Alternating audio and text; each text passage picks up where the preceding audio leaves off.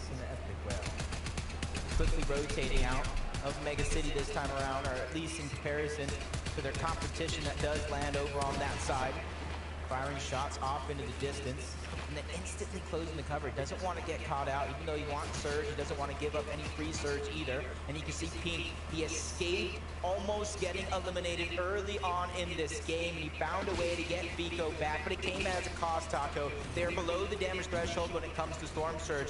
Luckily for them, it's only 6. That is barely anything. They just got to breathe on another team, and now they're hot on the heels of Batman Booga. This is the opportunity that they're trying to take in order to climb above the threshold before they fall too far below. It definitely won't take much for Pink and Vico to get themselves above that damage threshold, but at the same time, I'm looking more so at their materials. Not very many builds for Vico to work with, and again, that's largely due to the fact that they had to go for that reboot ban opportunity. They didn't actually have the time to look to farm up as well as they would have liked, given the pressure they were under earlier. Vico, he's also going to eat too much damage in the process. They're trying to make it into the edge zone, but it's just being safeguarded by so many teams already set in place. Wow, nice shot from Pink onto Rapid. Batman Booga there to save the day and instantly going for that revive, judging by the slurp juices as well. Waste no time to heal on back up as fast as possible. And that allowed them to get surge, even if they might not have necessarily needed it. But from one team down below surge to another, Clement and Kaizen, but they're in a whole different situation because their surge is now active and they're taking so much damage, and all the heals have finally been used. So time is running out. Lucy goes for a Pink. Nice shot's going to be landed. Even he is below surge. These are 2 teams below surge going at it. Clement tries to go ahead and bull rush into the box. He gets denied that opportunity. Lucy with only 20 damage to do. They box up Clement. They get that elimination and a huge amount of damage to boot. It was just a moment of desperation there from Clement, but what other options realistically have? And even for Steno and Lucy, they collect that elimination, and it's still just barely going to be enough to put them above that damage threshold. This lobby is moving and not in the direction that they would have hoped. This time around, you see a lot of players, even if they're above, it's not by much. It's not a feeling of comfortability whatsoever. But they know these opportunities will continue to come later on in the game. Kaizen is able to do some damage before falling. Almost taking down Lucy. Steno there to save the day as well. 27 above though. Slowly but surely climbing. But 98 in a lobby like this isn't much at all. But they have to just take it one step at a time, one foot in front of another. Suns and Anando, the fact that they're still making this work after how this game had started off for them is definitely some pretty good stuff here. Saw them talking about it earlier on socials. They're going to put Oshi on the map, and that seems to be the intent here in game number 2. But first, they've got to make sure they're able to acquire the position that they need to be in the first place. Ooh, it's no bueno. Ooh, Storm Surge and Mr. Savage and Vidil targeting them together. Gapter's gonna fall. FKS just using as much heals as he can, but Vidil and Mr. Savage, they don't want to let these 4 points and all that loot go out of their way. They're just trying to push themselves into the box, leave no option for their opponent. He's doing what he can to dance around, but the elimination is gonna go through regardless. Even though they did take some damage along the way, they've got some heals, the exotic slap splashes to try to get themselves back up to tip-top shape, and they're gonna need it. This rotation is going to be far. We're going over toward the side of Brutal Bastion. For some teams that are already there, it's gonna be easy. Everyone else, good luck to you. Working your way up elevation is certainly pretty dangerous type of pathway. Snazy and Podesai though, they look like they're set in a decent spot for the time being. Crash Pad gonna take them a little bit further in. Coming up on the backside here of Duke and Fishy. Just keeping in mind specific teams that they're working their way behind. Podesai, Snazy, it looks as though they want to get aggressive here, but instead Podesai has to rethink. Doesn't want to use that Crash Pad forward just yet of taking such huge damage from behind. Goes for a cheap headed bounce pad junior play. It cost him a lot of HP along the way. Snazy, who didn't have any bounce pad, choosing to use the first of 3 rocket rams to try to find a safe spot in zone. Leading the way. It could be a good call for them as Podesai finally catches up. The loot is going to be dished around. But you can see the last of their heals. They are running low, so for them, A refresh is imminent. It is going to be needed. And see Agers by himself as well below the threshold. Kanata fell not too far, not too long ago. But there's a lot of pressure on his shoulders. Pressure that he's felt before in their major run. Trying to capitalize on it. The time is running out. Storm Surge doing so much damage. He's going to be in the same position as the other teams that we've seen. He's using a lot of heals just to stay alive. Even if it's not Storm Surge, that's Stacey and Podesai on the other side.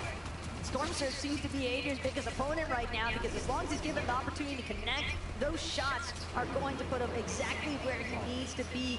Just a moment of relief here with 23 above.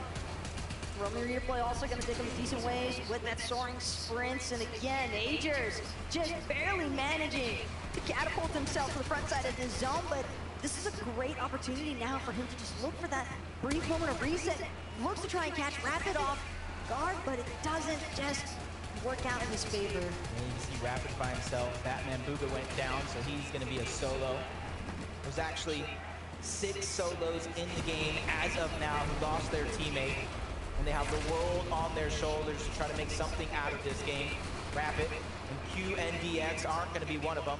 They're a full-on duo. They've been playing well so far in this game. 1 elimination. The rest is going to be placement points. But as this one goes on, those placement points are going to continue to rack up. We're only into the top 22. Ooh. Fox Force getting taken out by Rapid and QND. It's sneaky as well. This underbelly type of play over here at the Brutal Bastion. Podesai now looking to work his way through these builds. Only has this heist and accelerant to work with. He's got to be quick with the action, lands the shots, gets the enhanced effects, but just keeps it moving instead. Doesn't want to stick around for too long. Doesn't want to risk the backup opportunity from some of these other duos. He just wants the tags. He just wants the damage because that's going to buy him more time. I feel like I got deja vu all over. Size solo going into the end game. He made something of it in that last go around. Can he repeat? 164 above the damage threshold as well. Not too much to worry about when it comes to that part of things. It's all about just staying alive. You don't want to run into the wrong duo, maybe one that's on the other side of that Storm Surge threshold. He knows so many other teams are below him. They're on top and everything. And look, this is almost like a repeat. Price and Chubbs on the high ground yet again. They said it's simple. They said it's easy, and they're ready to prove it be. Nobody else is going to try and challenge for height. Bryce and Chubbs will be all too happy to take it.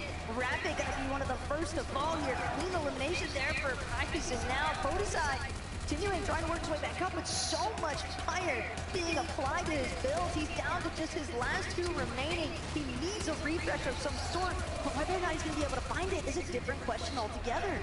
16th place so far. Half of those points come when you reach top 10. The other half are in the top 10. Podesai's just trying to get as many as he can, but he goes down. That's Clicks. That's Epicwell who finds the elimination. Clicks gets knocked. Epicwell knows to try to go ahead without him, but a misplay on the bounce pad. He falls as well, but at least they got some points for their effort. Consistency is key, but it's Agers as the solo who is able to find that elimination and keep him and Kanata alive within contention of that top 25. We're talking about consistency, and right now for Bryce and Chubbs, so far they're consistently holding onto that IP in. Kitos trying to talk through some of these secondary high layers. So far, haven't managed to encounter anybody just yet. Agers, though, breaks through the build and he doesn't want to find himself behind. That's going to be an elimination. Credit to Shalom as now PA's in. Kitos try to tuck their way forward. Crash pad, get a shot up on height, but it's not enough to actually break anything or knock down Bryce. Yeah, but they're one of the few teams that sees what's going on above. They can easily try to make that a target if it's something they want to do. Quanti and TK, we heard him qualifying in that last game thanks to a big clutch by Quanti trying to keep that show on the road. Reason goes down. Jan is trying to make up for it. Elimination's going to be found. Runs out of builds, runs out of map. That's Nazi who's going to be able to take him down. Quanti and TK, they seem to have found a slight gap. Nobody else quite discovering them just yet. PA's in and Kitos, though, they've managed to make a resurgence for the high ground. Lixie and Cheatin down below on the opposite end of the spectrum. They're still forced to deal with some of the congestion that remains. Bryce and Chubbs have a chance. Root win from the high ground, win from the low ground as Pixie takes down PHN. Saving that siphon for later. Now it's going to come in handy. soon as somebody else does eliminate it. That is going to be TK who cleans that one up. Only one player here left as a solo. Quanti going around, goes for the high ground. That's Keto's the final solo. He gets dropped in the palm of his hand, but he dunks on him as Cheatin picks up that elimination on the TK. Quanti falls. Top 2 situation with Cheatin and Pixie being our final duo left alive. Keto's on the other hand using that early high ground to his advantage, but it only lasts for so long. Cheatin and Pixie take the game. What a way to state your victory royale. Cheatin and Pixie wasted absolutely no time with taking over the low ground, and we've got Frankie standing by to get into their minds. I do. To be honest, that looked like quite a calm victory from you, Cheatin. How did it feel on the lobby today? It's really nice. Like, we are full sec the whole game and just played it out. Yeah, you did play it out. You almost made it look easy, but it's not easy to take a victory royale in front of a very loud crowd here in Copenhagen. How are the nerves right now? Feeling a bit nervous, but it's fine. So how did you control those nerves when you were in those final fights? Yeah, we just went full low ground and just won the game from there. Do you think that low ground is a strategy that can work for you all the way to Sunday? I'm pretty confident that we are doing good on Sunday, so we just keep going. Well, you're doing good right now. For you, how did you get ready for this experience of being on LAN? We practice customs a lot and just play tournaments together, so yeah. Any customs you'd recommend? Noble. Noble, there you go. Custom Noble, check it out. Guys, congratulations on making it this far. I do need to ask, do you think you can take another victory royale now you've already got one? Yeah, 100%. All right, well, I love the confidence. So, boys, I'll let you get ready for the next battle bus as we head back to the desk. Congratulations.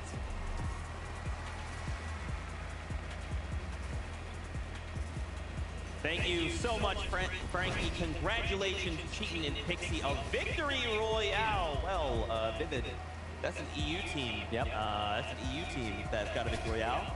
It's fine. It's fine. Everything's fine. And it's going to be on top. It's fine. How do you feel about that one, Mini Miner? Been great. I mean, what a win. What a way to close it out. Really happy for these guys as well. Of course, qualifying to that last chance major. We haven't seen them yet this weekend, and now finally putting on a show. We know that this duo have what it takes. Going down on that low ground right there, just fragging out so many limbs from these guys in those latter stages. Beautiful stuff. Yeah, I love this, actually. Being so resourceful here is Pixie and Cheatin, right? Look at all of the splashes that they have, somehow, by the way, managed to keep onto, and eventually they're like, you know what? There's no reason for us to continue to fight for low ground. Why don't we just go ahead and play this tournament? We have all of these splashes utilized. They did so at the perfect time, ended up working out. Yeah, it really did. And I love that from this duo. It just shows the brain that they have. Just knowing, you know what, let's get into that zone. Let's close out this game. Because PhD and Ketos did a very, very good job there, taking height at a great moment. Didn't quite work out for them getting second, but great job from Cheatin and Pixie. You talk about Peeps and Ketos. I mean, I just want to take a moment here to highlight this duo. They take ultimate height here over ice. You can't build up there. You can't break. They're like, we're up here. I don't know what in the world Ketos is doing, okay? But did you all see that shot? He lands. He's going to fall. Builds are broken. He's coming down. It's either me or him. And for him, it was him. He is him. Yeah, I mean, hitting that falling shotgun shot. We see them sometimes throughout Fortnite competitive history, but that one had to be like the best one, right? He was literally falling, ended up surviving 1 HP, but the only reason he had enough HP to actually survive the fall is because he hit that shot, got that cycle. So disgusting. Here are the standings as we take a look. Remember, if you're just joining us, we're looking for top 25. That's where we want to end the day. Chubbs and Bryce picked up game number 1 in the VR, but with Pixie and Cheatin getting that one themselves, paired up with the elimination, suddenly up 13 places. Now, boys, how do we keep this momentum going? High ground clearly is doing well. I mean, we're talking about Bryce and Chubbs right here, taking high ground at a really, really nice moment. Again, this was another one of those zones that's actually closer to them Of course, they're getting that forecast power in some of the games. In this game, it was a very, very nice zone for them. We saw in the first game, it was not a very nice zone at all, so far away. So this just brings excitement for me when it comes to this duo, because they performed when the zone is absolutely miles away. And yet again, they performed with that third place finish right there. It's a really, really exciting duo if they keep it up. Yeah, they figured something out, because every time I'm watching from like 5th and 9th zone, I'm like, oh my gosh, these zones, they just keep pulling further and further away, which usually in this type of meta, they have to use all of their builds to actually make some of those rotates. But Bryce and Chubbs just seem like they're always in such a healthy position when it comes to how many materials I have. I have no idea how they're doing it, but it is working out great. And then obviously the transition into the height takes, so good. What's crazy to me is after game one, Bryce and Chubbs, you know, you could tell they were definitely nervous. It's a little bit overwhelming, but as we're playing out these games, man, they look so on form. I mean, if they can bring that tomorrow, how far could they take it? I mean, hey, listen, you know, we've seen some teams already, it's particularly yesterday, I think Queasy and Venom, right? They're pretty good at higher ground, so contesting them up there, that'll be a tall task to try and tackle. We still got 3 more games to go through, though, so I'm excited to see who else maybe tries to contest them up there. Well, let's take a look at the high ground. Bison, Quitos, we got to come to the Brazilian region to take a look at how this all unfolded, but from their own perspective. Once again, just disgusting play we are seeing. And what I love so much about the competition, boys, it's not just one duo. There's so much action across the map, so many duos all looking to perform. Yeah, I mean, I was looking at this duo right here, going for so many of these little pre-edit refreshes. That's how they were able to get, of course, the builds to go all the way up on high ground. You can see what it means to those guys. Of course, not quite closing out the victory, but they know exactly what happens when it comes to those end games. If you can consistently make 1 or 2 end games in this 5-game tournament, or this day, I should say, I mean, they're looking good for qualifying tomorrow. Fantastic stuff. Fantastic stuff. Guess what? We have Levin2K. He is standing by. Let's go see what he has for us. Yes, see, I am here in the arena with M8 Nikov himself. Nikov, you've got to tell me, man, how you feeling, how you enjoying the event so far? Hello, I'm very happy to be here. It's very good and I love them. It's very loud. You can say that for sure. Tell me, who are you supporting for? Of course, you're representing M8, so I'm sure you're supporting them. But tell me in particular who you're looking out for. Of course, I support the best team in the world. Gentlemen, look this new jersey, very beautiful, and the best crowd. Look at them. Look at them. They are the best crowd, it feels like right now. You've obviously had experience playing on stages like this as well in your career. You competed at the highest level before. Do you have any advice for any of these players on this stage here right now? I don't know, but I think no, just focus on yourself and your game, and that's it. Huh? Advice for his favorite players. Everybody else, he doesn't really care too much. Fair enough, fair enough. And I guess the only thing for me is, do you have anything to say to the ultras? I know. What can I say? Like, this is the best community in the world. French. Look at me. I let it blue, as they say. Back to you, Zeke. They are going crazy. Thank you so much for that. I mean, apparently the French community, they can cheer the loudest Denmark. I don't know, but I'm getting word we are ready to just get right back into all of the action. This is game number 3. I just have one question. Do you think they would accept me? Can I be French for today or maybe even the weekend? Because that is absolutely insane. I'm across the stage. I got headphones on, and I hear them like I'm sitting right next to them. I'm sure they'd be more than happy to bring you on board, Jacob. All you really need is a matching jersey at this point, right? Ooh, I might have to grab me one of those because Stacey and Podesai have been playing crazy. And let that continue here in game 3 because it starts now.